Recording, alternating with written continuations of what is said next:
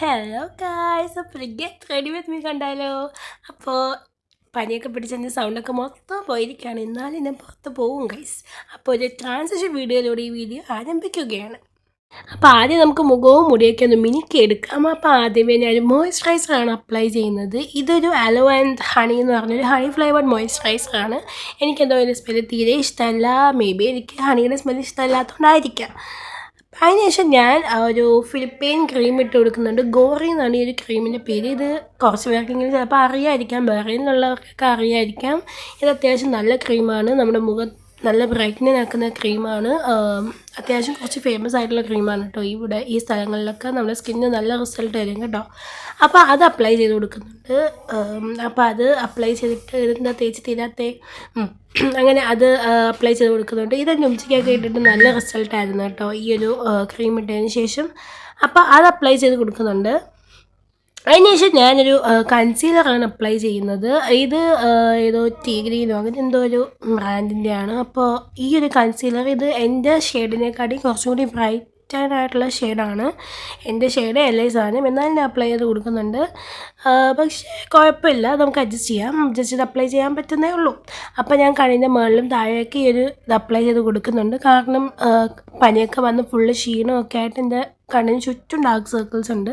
അപ്പോൾ അതൊക്കെ ഒന്ന് അപ്ലൈ ചെയ്ത് കൊടുക്കുന്നുണ്ട്. അതിന് ശേഷം നമ്മൾ ഐ ഷാഡോ പാലറ്റ് എടുക്കുന്നുണ്ട്. അപ്പോൾ ഐ ഷാഡോ പാലറ്റിൽ നമ്മൾ ആദ്യം അപ്ലൈ ചെയ്യുന്നത് അതിൽ സ്കിൻ കളർ ഐ ഷാഡോ ആണ്. സ്കിന്നാണോ പീച്ചാണോ എന്തെങ്കിലുമൊക്കെ ആട്ടെ, അങ്ങനെ അത് ആദ്യം അപ്ലൈ ചെയ്ത് കൊടുക്കുന്നുണ്ട്. അത് ഇങ്ങനെ എൻ്റെ കണ്ണിൽ അപ്ലൈ ചെയ്തതിന് ശേഷം ഞാനൊരു dark blue colour I shadow എടുക്കുന്നുണ്ട്. പക്ഷേ അതെന്തോ ആ ഒരു ഷെയ്ഡ് ഇട്ടിട്ട് പോലും ഇട്ടയായിട്ട് പോലും അറിയുന്നില്ല. എൻ്റെ ഔട്ട്ഫിറ്റിന് മാച്ച് ആയിട്ടുള്ള കളറായതുകൊണ്ടാണ് ഞാൻ ഇടാമെന്ന് വിചാരിച്ചത്. പക്ഷേ എന്തോ അത് ഇട്ടിട്ടും ഇട്ടതായിട്ട് പോലും അറിയുന്നില്ല. എന്താ സംഭവം എനിക്ക് അറിഞ്ഞുകൂടാ. ഇതുവരെ എനിക്ക് മനസ്സിലായില്ല. ഞാൻ ആ ഒരു ഷെയ്ഡ് എപ്പോൾ ഇട്ടാലും അത് ഇട്ടായിട്ട് പോലും എൻ്റെ കണ്ണിന് അറിയത്തില്ല. അതിനുശേഷം നമ്മൾ അതിൻ്റെ സെൻറ്റർ പോർഷനിലായിട്ടുള്ള ഈ ഒരു ഷെയ്ഡ് ബ്ലഷ് ഷെയ്ഡ് അപ്ലൈ ചെയ്യുന്നുണ്ട്. ഇത് ബ്ലഷ് ഷെയ്ഡ് കൂടി അപ്ലൈ ചെയ്യാൻ പറ്റുന്നൊരു സംഭവമാണ് കേട്ടോ. എനിക്ക് മറ്റേ നമ്മുടെ നോർമൽ ബ്ലഷിനെക്കാട്ടിയും ഈ ഒരു ഷെയ്ഡ് ബ്ലഷ്, ഈ ഒരു ഐ ഷാഡോ പാലറ്റിൽ വരുന്ന ബ്ലഷാണ് കൂടുതൽ ഇഷ്ടം.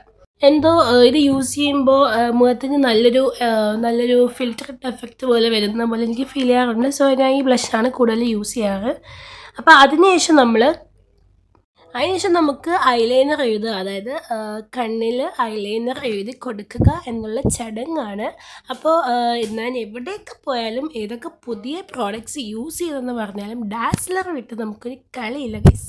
അതെന്തോ ഞാനും ഡാസ്ലറും തമ്മിൽ അത്ര അറ്റാച്ച്ഡ് ആയതുകൊണ്ടായിരിക്കാം. ഇത് ഇവിടെ ബഹ്റൈനിൽ കിട്ടാത്തതുകൊണ്ട് ഞാനിതിൻ്റെ ഈ ഡാസ്ലറിൻ്റെ വാട്ടർ പ്രൂഫ് എഡിഷൻ ഞാൻ നാട്ടിൽ ഇമ്പോർട്ട് ചെയ്യിപ്പിച്ചതാണ്. അപ്പോൾ നമ്മൾ ഡാസ്ലറിൻ്റെ ഐലൈനറൊക്കെ ഇട്ട് കൊടുക്കുന്നുണ്ട്. അങ്ങനെ ഐലൈനറൊക്കെ ഇട്ടതിന് ശേഷം അടുത്തായിട്ട് നമ്മുടെ മെയിൻ പരിപാടി ലിപ്സ്റ്റിക് ഇടുക എന്നുള്ളതാണ്. ലിപ്സ്റ്റിക് ആണല്ലോ നമ്മളുടെ ഒരു ബാക്ക് ബോർഡ് എന്നൊക്കെ പറയാം.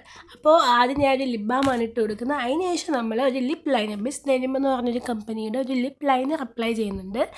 അത് അപ്ലൈ ചെയ്തതിന് ശേഷം അതിന് അത്യാവശ്യം നല്ല കളറുണ്ട്. ലിപ്പ് ലൈനർ ആണെങ്കിലും ഞാൻ ലിപ്സ്റ്റിക് പോലാണ് അത് അപ്ലൈ ചെയ്യുന്നത്. പക്ഷേ അതിന് അത്യാവശ്യം നല്ല കളറുണ്ടെങ്കിലും എനിക്കെന്തോ ഒരു തൃപ്തി ഇല്ലാത്തതുകൊണ്ട് ഞാൻ വേറൊരു ലിപ്സ്റ്റിക്കിൻ്റെ ഷെയ്ഡ് എടുത്ത് അതിൻ്റെ പുറത്തുകൂടി ടാപ്പ് ചെയ്ത് കൊടുക്കുന്നുണ്ട്.